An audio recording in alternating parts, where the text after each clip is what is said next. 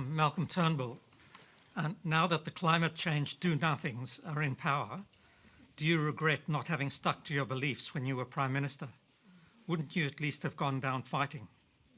Well, thank you, Stephen. And we used to debate together, by the way, so you've lost none of your debating skills in that question.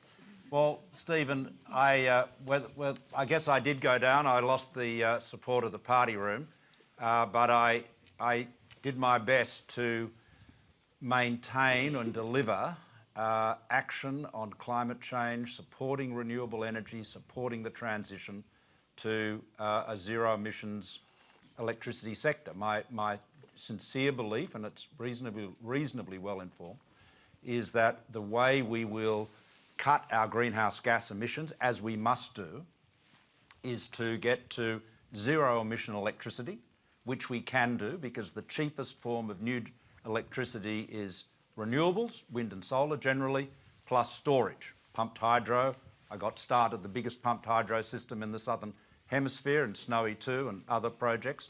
That's our future. Now, we've got to plan it, obviously, because you've got to make sure you don't go broke or have the lights go out on the way through. Speaking to your debating opponent there, you seem to have avoided some of his key points, which are about whether or not there's a problem at government level with climate denial. Oh, there is. There is. Well, Stephen, and everyone, Stephen's absolutely right. I mean, I said this at the time. The coalition has a fundamental problem in dealing with climate change, because there is a group within the Liberal parties and the national parties who deny the reality of climate change and will oppose to the point of essentially blowing up a government, my government in this case, if there is action taken to reduce emissions. And we saw that. I mean, the National Energy Guarantee had more support than any energy policy we've ever had. It had the support of unions, of industry. It had been back and forth to the party room and through the cabinet many times, but that became, because it dared to address the issue of cutting emissions, because it dared to contemplate that climate change might be real, that became then the lever that the insurgents used to blow up the government. And that's the only reason why the NEG is no longer government policy. Scott Morrison and Josh Frydenberg were as enthusiastic for it as I were. But they know that the government's policy on climate is being held to ransom by a group of deniers within the party and indeed in the media and other sections outside the parliament that support it. So therein lies the problem. Can I put a brief question to you, and that is, we were talking earlier about the 23 former fire chiefs who tried to get to speak to the Prime Minister. They called themselves the Emergency Leaders for Climate Action Group, and I'm wondering if that's why they didn't get to see the Prime Minister. Well, I don't know. I mean, you'd have to ask him that. What's your assessment? Well, look, seriously, I'm not here to run the ruler over Scott Morrison's appointments diary. I'm sure he can manage that himself. But whether you have the meeting or not, the bottom line is you've got to address the issue, and the key, as I said, is to get to zero emission electricity, which we can do. We can have zero clean electricity and much cheaper electricity. That's the thing. So we can do both now, because renewables plus storage are cheaper.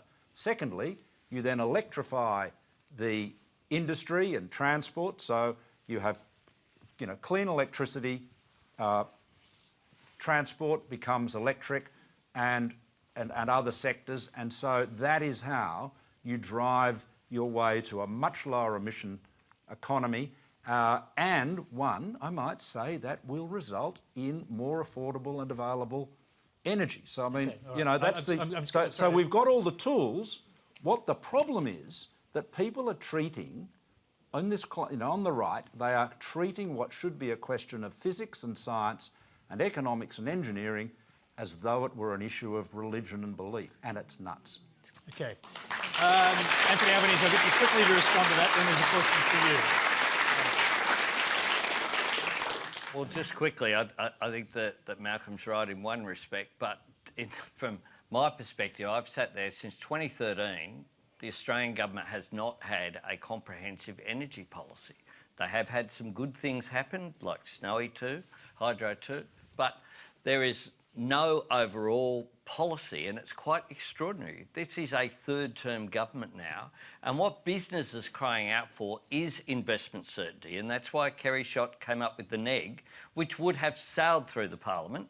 140 people would have voted in favour of the NEG, in my view, in the House of Representatives, but a few troglodytes sitting there holding the environment to ransom. And the real tragedy is that good policy on climate change can create jobs, can reduce prices, as well as reducing emissions at the same time. Because renewables are the cheapest form. There won't be, as much as the government, Matt Canavan and these people say there'll be a new government subsidy for a new coal-fired power station. There won't be a new coal-fired power station built in Australia because the economics doesn't stack up. It's the economics that drives change through an economy. And it so happens that good action on climate change is an opportunity. And that's the tragedy of the debate that we're having at the moment, I think, is that lost opportunity. We can be a clean energy superpower for the world. A whole lot of the minerals like lithium and other resources that will drive that. Copper will go into the electric cars. We could actually be, if we take this opportunity, the clean energy superpower for the world.